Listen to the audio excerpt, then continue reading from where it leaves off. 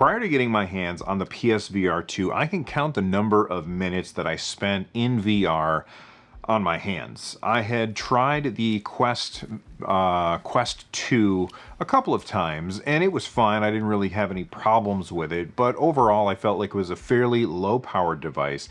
And sure, you could hook it up to a PC, but my PC isn't like the top of the line or anything, and so I knew if I really wanted to get a good PC VR experience, I would really have to put some significant upgrades into my gaming rig. So I'm coming to this review of PSVR 2 as somebody who's brand new to VR, and I have to say, I am completely blown away by this tech. The PSVR 2 is amazing. You could stop watching the video right here. You've got everything that you need. It's awesome. I hope you don't stop. I've got more to say. Now, so far, I've only played 2 games on it, and we'll get to those games in a little bit. But first, I want to talk about the hardware. Now, don't worry, I'm not going to waste your time listing off a bunch of specs that you could easily just look up.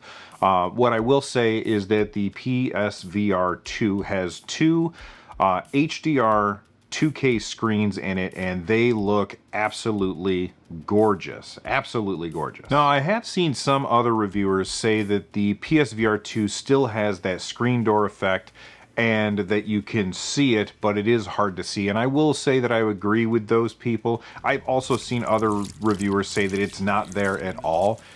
I can definitely see the screen door effect if I'm looking for it, but if I stop thinking about it and I just start to get immersed in the game, the screen door effect kind of goes away. It's definitely worse when you're looking at menus and stuff, like especially when you are not in VR and they're just putting up like a screen that shows you like a big TV. You can definitely see how the menus are not really clearly rendered, but once you are in VR and in the games, that effect goes away until you try looking for it. So as long as you don't think about it, as long as you don't remember that it's something that you might see, then it will fade away as you get more immersed. Now, the headset does come with a pair of headphones which snap into the bottom of it really easily. It's very well designed. It's got this little 3.5-inch jack and another thing to hold it in place, and then they will just kind of dangle down at your sides. I actually have the PlayStation Pulse Audio wireless headset, so I've been using that with this. These are fine, they work really, really well, but they're not going to sound as good as the Pulse Audio headsets, so I figured I would use that anyway. Now, putting the headset on is pretty easy, but it's not super intuitive. Luckily, as soon as you boot up your PSVR, Sony goes through like a step-by-step process showing you what to do. So the first thing that you do is you push this little button right here, which allows you to change the distance between the actual screen and your head. So you push that button, you slide it all the way out. Then, if you hold right here and you push this button on the back, you can then stretch this out and slip it right over your head. So I'll just go ahead and put that on. Now, once you've got it on there, you can turn the dial in the back and then push that button to slide it in, and you are all set. Now, it comes with a really nice long wire, and that wire is heavy, but most of the time a bunch of it's dragging on the floor, and so that doesn't really matter. Now, the first time that you actually have this device on, one of the things that you're going to have to do is adjust where the lenses are. There's a dial on the top left of the device, and you're going to adjust that in order to make things either more blurry or more clear. Basically what it does is it moves the lenses either further apart or closer together based on how far apart your pupils are. Now, because the PSVR 2 has eyeball tracking, it does a lot of this for you and helps you find that sweet spot. But if you've got a bunch of people that are using this device, then that dial is going to get moved around all the time. And if that's the case, and you want to get back into that menu so that you can adjust it, if you press the PS button twice, it brings you back to that initial setup menu so you can readjust everything and find that sweet spot again. Another tech in this device, thanks to the eyeball tracking, is foveated rendering, which I think is something to do with field of view. That's where the word comes from. Essentially, what this does is it allows the eyeball tracking to know where you're looking at any time, And then it tells the PS5, make sure that you spend more processing power rendering these pixels and less processing power rendering these pixels over here. You can't actually see the blurry pixels that aren't being fully rendered because they're at your peripheral vision. You can't see them without looking at them, and as soon as you look at them, that's where it starts to render again. It's insane how quick this actually happens. Now, if you are watching a recording of some gameplay being captured on PSVR 2, then you'll actually be able to see it, but you can't see it when you're actually in the moment. So here's an example for you. I'm playing Gran Turismo 7, and you can see that there's text floating in the middle of my windshield that tells me like what lap I'm on, what place I'm in, how long my current lap is, that kind of thing. All of that is super crystal clear while I'm looking at it. But if my eyes dart over to my side mirror just to see if somebody needs to be defended against, then if you watch the text in the middle of the screen, that's going to get super blurry. But to me, it always looks like it's in focus because it's only rendering at full focus when I'm looking at it. Anytime I look away, it just doesn't spend as much time rendering those pixels. I feel like this is a technology which needs to come to every single VR headset moving forward. I don't know if the PSVR 2 is the first one to do this, but man, this is allowing it to, I'm not going to say exceed high-end PC rigs because that's a moving target, and you know, tomorrow there might be new stuff that comes out. But I've seen others that have said that the PSVR 2 is equal to, at most times, like a 3070 or 3080 rig, which is really, really impressive when you consider the price that you're paying for the headset and the PlayStation. Another really cool side effect of eyeball tracking is that in some games you're going to be able to manipulate your inventory and menus just by looking at them and pressing the X button. So if I bring up my menus in, say, Horizon Call of the Wild, and I want to look or switch to a different menu, all I do is look at it and press X. I don't have to use like my D-pad to arrow around to different parts of my inventory to get there. I think that that's really cool. Okay, since I brought it up, that's one of the games that I've been playing is Horizon Call of the Mountain. It's a really cool game, but it really, to me, feels more like a tech demo. I feel like it's gorgeous, and they tried to steal the Skyrim meme that we've seen a million times, where in the very beginning of the game, you're sitting in a boat with a bag on your head, and then somebody pulls the bag off your head and shows you the world that you're sitting in, and it is absolutely gorgeous on these two HDR displays. Things look real, the people look absolutely fantastic, and it has to have some of the most breathtaking displays that I've ever seen in a video game. That being said, a lot of the game is climbing and climbing and more climbing and more climbing, and the climbing kind of gets old after a while. The combat, however, I really enjoyed. You go up against a couple of robot dinosaurs and you've got your bow in your hand, and you can flip your bow down with your palm upward to look at the different kind of arrows that you want to use, and then just grab one with your other hand, draw it out, and let that arrow fly. It's really fantastic, and you combine that with being able to sidestep really quickly using the thumbsticks. I've really been enjoying the combat in the game. The rest of the game is climbing and lore that, as somebody who hasn't really put much time into the other Horizon games, is just kind of lost on me. But I will say that it's definitely worth your time to check it out, if for no other reason than it's a fantastic tech demo for the hardware that you are using. I will say that as I move through the world of Horizon, I love being able to interact with the objects and like pick them up and throw them from one hand or to the other, or chuck them across the room or off of a cliff. I think that that's really cool, and it's thanks to the inside-out tracking. The original PSVR 1, you had to have a camera, and it had these two light balls on the ends of sticks, which wasn't really a good solution. This is much better with 4 cameras that are on the headset watching what your controllers are doing. And another reason why this is really important that PlayStation decided to go with this method instead of their own method is it's going to make a lot of games easier for devs to port, because it's very similar to how other VR systems are doing it. Now, the first time that you actually put on the headset and you look around, you're going to see the controller just sitting there as an orb in the world calling to you, and you reach over and figure out how it goes around your hand, and then you look at it, and they tell you to push the triangle button in order to do something. And when you look down at the controller in the game, you can see the controller itself, and it looks like it does in real life. It looks absolutely real, except that the triangle button will be glowing. Now, it's not glowing on the actual controller, it's just glowing in the world, and it has like this yellow glow to it, which tells you which button to press, which is really cool. And if you start pushing on the joystick, it lights up blue and kind of pulses in the direction that you're pushing it.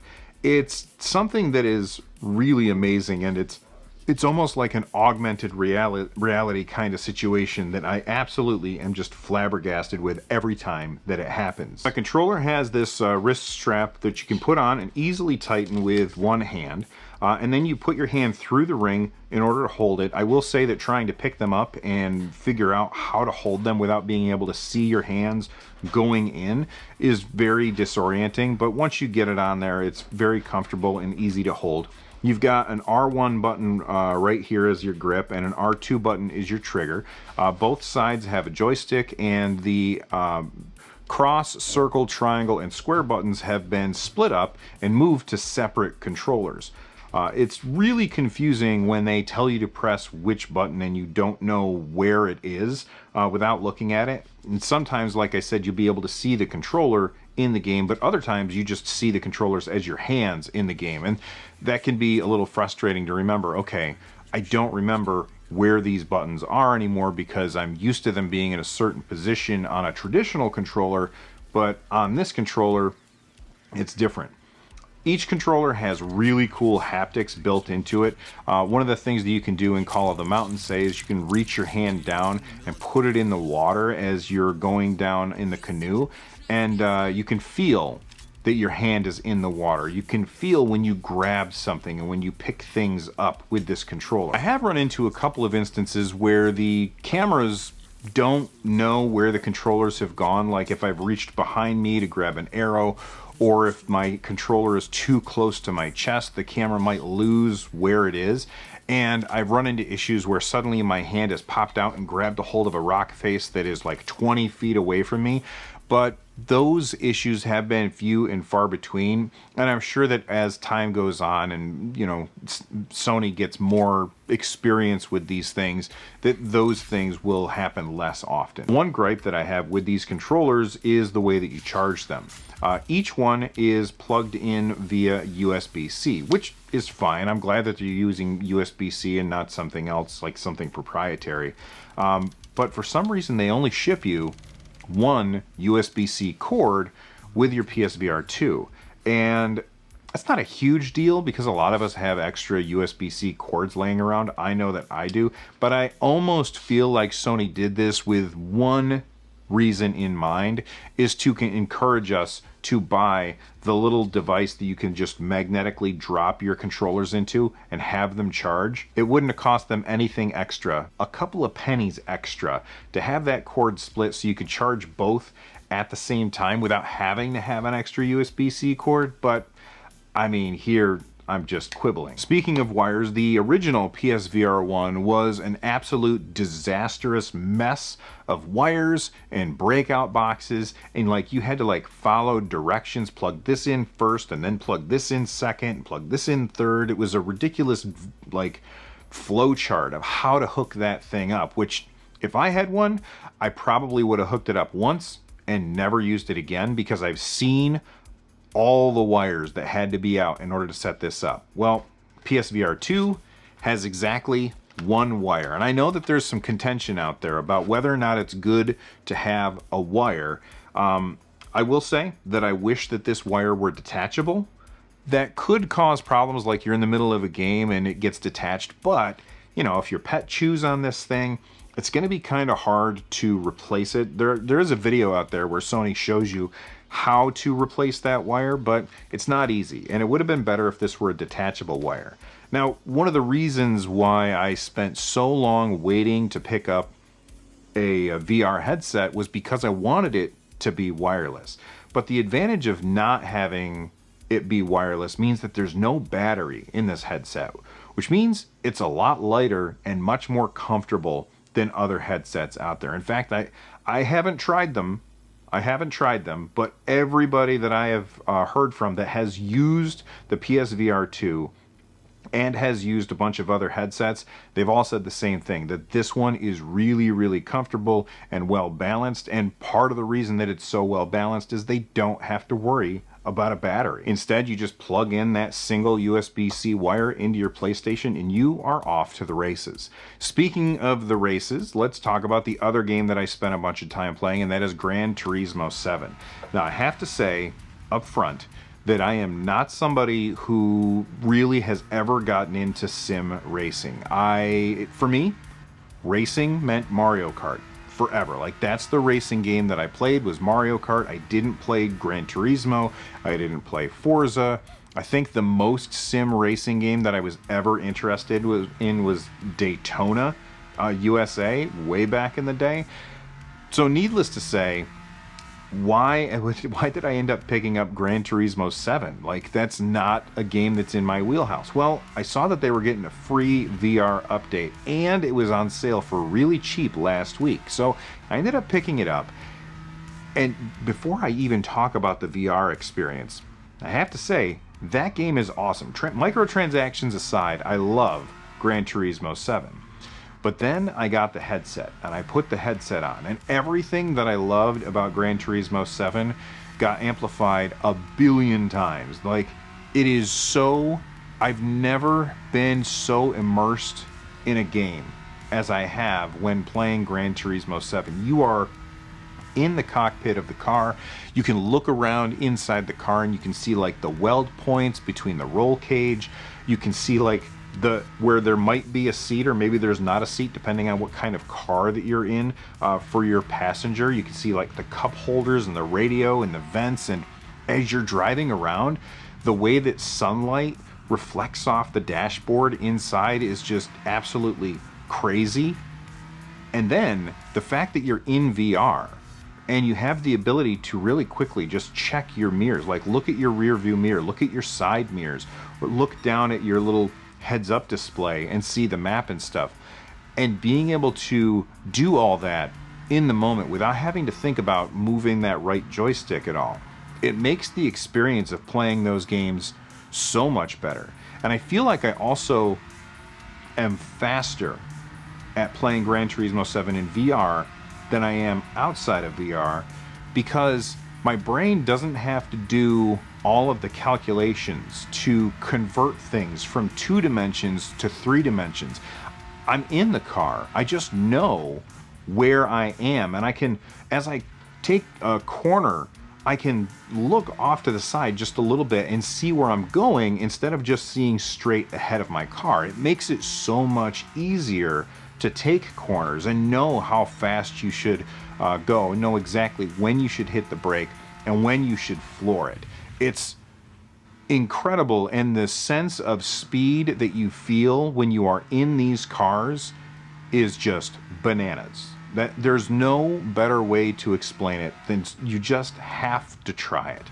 And I have to say, it's made me want to get a wheel. I'm not going to, because they're expensive, but it's made me want to get a wheel just for Gran Turismo 7 because it's just so good in VR. Now, the last thing that a lot of you are probably wondering about is getting your VR legs. I'm brand new to VR, so this is all very new experience to me, and so I haven't been playing for extended sessions. I know that everybody always recommends, play for 30 minutes and then walk away for 10 minutes, play for 30 minutes, walk away for 10 minutes, to try and build up your tolerance, because you have that competing information going on in your brain between what's happening with your inner ear and what your eyes are seeing. That's why we get seasick, that kind of thing.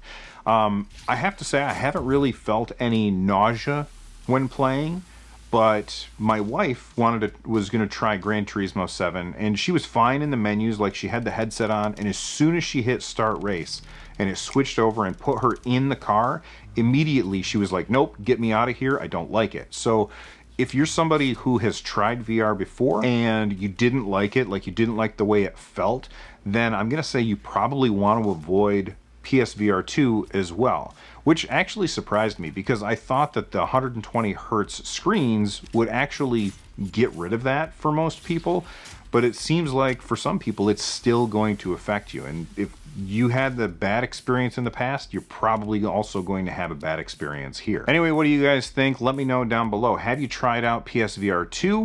What is your favorite VR device, and what VR games are you enjoying? Let me know down below. From the Nerd Nest, I'm Bill. Stay rad, everybody.